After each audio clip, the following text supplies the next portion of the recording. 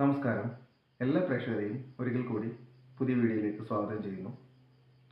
ഇന്നത്തെ വിഷയം hyper salivation അല്ലെങ്കിൽ സയലോറി എന്ന് പറഞ്ഞ ഒരു കണ്ടീഷനെ പറ്റിയാണ്. അമിതമായി ഉമിനീര് ഉൽപ്പാദിപ്പിക്കുന്ന ഒരു രോഗാവസ്ഥയാണ്. ഇതുമൂലം ഡ്രൂളിംഗ് പോലുള്ള കണ്ടീഷൻസ് രോഗികൾക്ക് ഉണ്ടാകുന്നുണ്ട്. ചുണ്ടിൻ്റെ ഒരു വശത്തുകൂടി ഉമിനീരൊലിക്കുന്ന ഒരു കണ്ടീഷനാണ്. അപ്പോൾ ഈ ഡ്രൂളിങ്ങിനും അതേപോലെ തന്നെ ഹൈപ്പർ സലൈവേഷനും കാരണങ്ങൾ എന്തൊക്കെയാണെന്ന് നമുക്കൊന്ന് പരിശോധിച്ച് നോക്കാം. കുട്ടികളിൽ ഒരു വയസ്സ് വരെയൊക്കെ സാധാരണമാണ് ഈ പറഞ്ഞ ഡ്രൂളിംഗ് അല്ലെങ്കിൽ ഹൈപ്പർ സലൈവേഷൻ. ഒരു 4 വയസ്സിന് ശേഷമൊക്കെ ഹൈപ്പർ സലൈവേഷൻ കൂടുന്നുണ്ടെങ്കിൽ എന്തെങ്കിലും രോഗാവസ്ഥയ്ക്ക് കാരണമുണ്ടോ എന്ന് ശ്രദ്ധിക്കണം. പല വിധത്തിലുള്ള ഓട്ടോ ഇമ്മ്യൂൺ രോഗങ്ങൾ, അതേപോലെ തന്നെ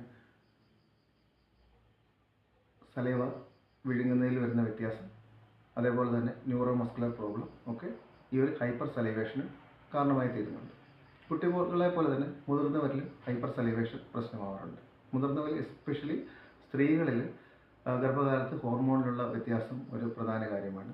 അതേപോലെ തന്നെ പാർക്കിൻസൺസ് ഡിസീസ് പോലുള്ള കണ്ടീഷൻസ്, ന്യൂറോളജിക്കലായിട്ടുള്ള പ്രശ്നങ്ങൾ, അതേപോലെ ഫേഷ്യൽ പാൾസി അങ്ങനെയുള്ള കണ്ടീഷൻസിലും ഒക്കെ ഈ പറഞ്ഞ ഡ്രൂളിംഗ് രോഗികൾക്ക് ഉണ്ടാവാറുണ്ട്. 2 കാരണങ്ങളാണ് പ്രധാനമായിട്ടുള്ളത്. ഒന്ന് ഹൈപ്പർ സലൈവേഷനും അതേപോലെ തന്നെ ന്യൂറോ മസ്കുലർ പ്രോബ്ലം. നാക്കും തൊണ്ടയും അതേപോലെ തന്നെ ചുണ്ടും തമ്മിലുള്ള കോർഡിനേഷനുള്ള വ്യത്യാസം, അതുപോലെ തന്നെ മറ്റ് പാർക്കിൻസൺ ഡിസീസോ പാരാലിസിസോ പോലുള്ള രോഗാവസ്ഥ, ഇതൊക്കെ ഡ്രൂളിങ്ങിന് കാരണമായി തീരുന്നുണ്ട്.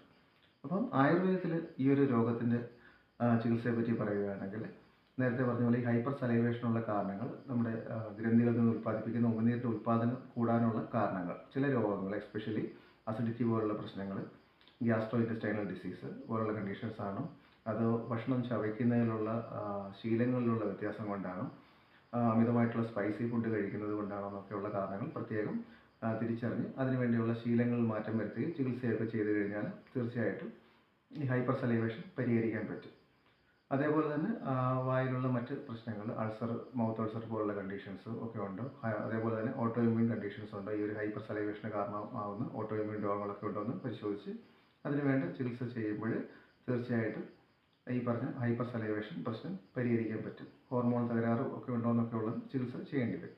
ഇനി അടുത്തത് മറ്റ് കാരണങ്ങളായിട്ട് ഹൈപ്പർ സലൈവേഷൻ ഇല്ല, പക്ഷേ ഡ്രൂളിങ്ങിന് ഒരു കാരണമായി തീരുന്നത് ഈ പറഞ്ഞ ന്യൂറോ മസ്കുലറായിട്ടുള്ള പ്രശ്നങ്ങൾ, അത് പാർക്കിൻസൺസ് ഡിസീസ് ആവാം, അതല്ലെങ്കിൽ പാരാലിസിസ് ആവാം, ഫേഷ്യൽ പാൾസി ആവാം. ഇത്തരം കാരണങ്ങൾ കൊണ്ട് ചുണ്ടും നാക്കും തമ്മിലുള്ള ഒരു ന്യൂറോ മസ്കുലർ കോർഡിനേഷൻസിലൊക്കെ വരുന്ന വ്യത്യാസം കൊണ്ടും ഒക്കെ ചുണ്ടിൻ്റെ ഒരു വശത്ത് കൂടി ഈ പറഞ്ഞ സലൈവ പുറത്തേക്ക് വരുന്ന ഒരു രോഗാവസ്ഥ ഉണ്ടാവും. അപ്പോൾ ഇത് ഓരോന്നും പ്രത്യേകം കാരണങ്ങൾ കണ്ടെത്തി അതിൻ്റെ ചികിത്സ ചെയ്യുമ്പോൾ തീർച്ചയായിട്ടും ഈ ഒരു പ്രശ്നത്തിന് പരിഹാരം ഉണ്ടാവും.